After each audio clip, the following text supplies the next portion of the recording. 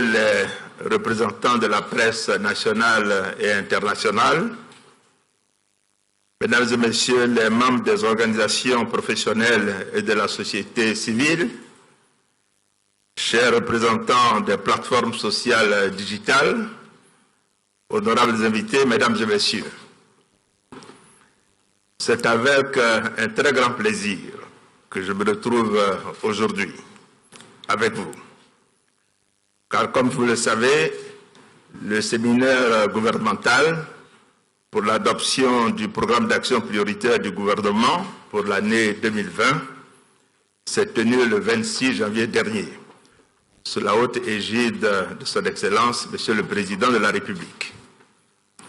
C'est pourquoi il est important de vous rencontrer, chers représentants des médias nationaux et internationaux, afin de partager avec vous et nos concitoyens les informations au sujet de l'ensemble des défis de l'année 2020, ainsi que le plan d'action gouvernemental dédié à cet effet. Le président de la République, Son Excellence M. Alassane Ouattara, a présenté le bilan de sa gouvernance à la tête du pays depuis 2011 lors de son message à la nation le 31 décembre dernier. Nous devons retenir de ce bilan exceptionnel les avancées suivantes. La Côte d'Ivoire a retrouvé la stabilité. Notre pays est en paix. La Côte d'Ivoire est de nouveau présente dans le concert des nations en développement. Elle est même, je dirais, en très bonne place. Les progrès sociaux pour l'amélioration du bien-être de l'ensemble des populations sont indéniables. Et cela s'intensifie depuis 2019 avec la mise en œuvre du programme social du gouvernement. Depuis 2012, le taux de croissance est régulièrement maintenu à plus de 8%, même si l'année dernière, nous avons eu un taux de croissance de 7,5%. Il est actuellement l'un des plus élevés au monde, véritable témoin de la vitalité de notre économie. Dès 2015, ces performances ont permis d'inverser les courbes du taux de chômage et du taux de pauvreté qui sont restées croissantes depuis 1985. Selon les résultats provisoires de la toute dernière enquête sur le niveau de vie des ménages, le taux de pauvreté en Côte d'Ivoire se situerait pour l'année 2018 autour de 37,2% contre 51% en 2011, et ceci en dépit des conséquences socio-économiques de la décennie de la crise politico-militaire. Selon nos prévisions, ce taux devrait s'établir à 35% en 2020. Aussi, mon propos liminaire s'articulera autour de 2 points, à savoir l'orientation de l'action socio-économique gouvernementale pour l'année 2020, les défis liés notamment aux échéances électorales de 2020. Mesdames et Messieurs, chers amis de la presse, au cours de l'année 2020, le gouvernement amplifiera la dynamique entamée depuis 2011. D'importants défis seront de nouveau relevés. Notre premier défi est d'assurer la paix et la sécurité sur tout le territoire national. Il s'agit également d'assurer la sécurité à nos frontières dans un contexte marqué par des attaques terroristes au niveau de notre sous-région. Notre deuxième défi concerne la poursuite des grands programmes en cours de réalisation afin d'amplifier les impacts attendus de l'action gouvernementale, notamment en direction des populations et des couches les plus défavorisées. Nous devons veiller à l'accélération de la mise en œuvre du programme social du gouvernement qui donne déjà des résultats satisfaisants. Dans le domaine de la santé, il s'agira d'accélérer la mise en œuvre du programme présidentiel hospitalier qui a donné lieu à d'importantes conventions qu'il faudra exécuter avec célérité. La CMU connaîtra son régime de croisière par la parfaite coordination et mise en œuvre de toutes ses composantes.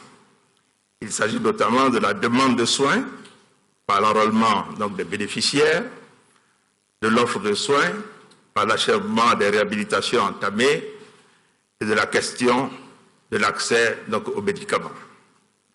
La question de l'eau potable sera également l'une de nos priorités en 2020, car en dépit des efforts entrepris, les besoins à satisfaire demeurent encore nombreux et nécessitent d'importants investissements.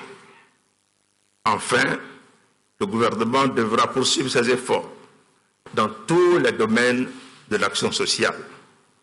Nous devons non seulement améliorer l'offre de services publics en matière d'éducation, d'électrification, d'assainissement, de transport, mais également mettre en œuvre des politiques plus efficaces pour la promotion d'emplois décents pour les jeunes et l'autonomisation des femmes. Dans le cadre du programme social du gouvernement et conformément aux nouvelles orientations du président de la République, le gouvernement poursuivra ses efforts en agissant sur les prix des produits de première nécessité afin d'améliorer le quotidien des Ivoiriens. En apportant le soutien de l'État à plus de familles vulnérables à travers les filets sociaux productifs. En améliorant les conditions d'études de nos enfants, du primaire, du secondaire et du supérieur. En veillant à ce que plus aucune femme en Côte d'Ivoire ne perde la vie en couche. Nous fournirons encore plus d'efforts dans le suivi des grands chantiers d'infrastructures en cours de réalisation. Ces travaux constituent le socle de la transformation et de la modernisation de notre pays auquel s'est engagé le président de la République. La compétitivité et l'attractivité de notre pays en dépendent.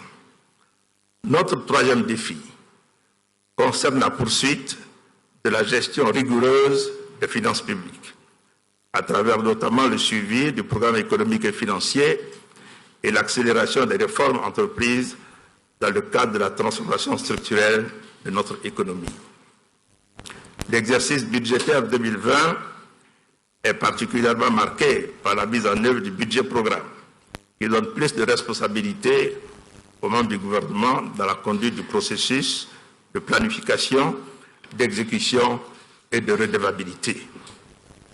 Notre quatrième défi concerne la poursuite des réformes entreprises pour l'amélioration du climat des affaires et notre développement agro-industriel. Dans cette perspective, un suivi rigoureux des réformes du Doing Business devrait constituer un point d'attention majeur. Par ailleurs, nous intensifierons le suivi des conventions signées à l'effet d'augmenter significativement nos capacités de transformation de nos matières premières agricoles. Comme vous l'avez constaté, en 2020, le gouvernement travaillera encore plus pour les Ivoiriens. Et nous ferons également tout notre possible afin d'atteindre les objectifs globaux du PN2 2016-2020. Il convient de rappeler que le PN2 2016-2020 prévoit 30 000 milliards d'investissements, dont 62% par le secteur privé et 38% par le secteur public.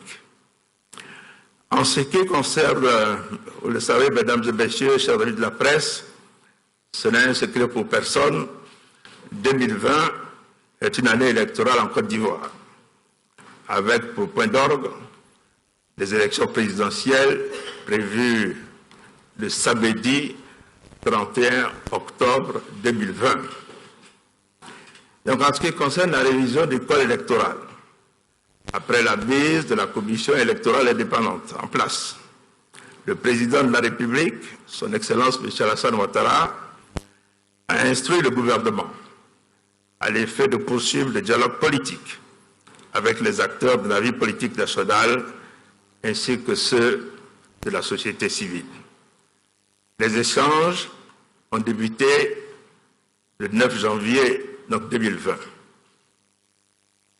J'ai procédé le lundi 17 février dernier à la clôture de discussions qui ont permis de dégager des points de convergence sur le parrainage citoyen, le relèvement de la caution pour les élections présidentielles, l'abaissement du taux de suffrage exprimé pour le remboursement de la caution et la prise de dispositions mettant fin à la transhumance des électeurs. Bien entendu, nous avons également enregistré des points de divergence et des recommandations communes pour une bonne organisation du scrutin. Les conclusions de ces discussions seront examinées par le Conseil de gouvernement et ensuite par le Conseil des ministres, présidé par son Excellence, Monsieur le Président de la République. Le projet de loi qui en sortira sera transmis au Parlement. Je voudrais en appeler à nouveau au sens de la responsabilité de chacun pour la tenue d'élections libres, transparentes et apaisées. Il n'existe aucune alternative à la nécessité de tout mettre en œuvre pour consolider la paix et la cohésion sociale. Les enjeux politiques ne seront en aucun cas un obstacle à la construction de notre pays, et ce pour les générations futures. C'est sur ces mots que je voudrais clore mon propos, et si vous le souhaitez bien, lancer les échanges que je souhaite ouverts et fructueux. Je vous remercie pour votre aimable attention.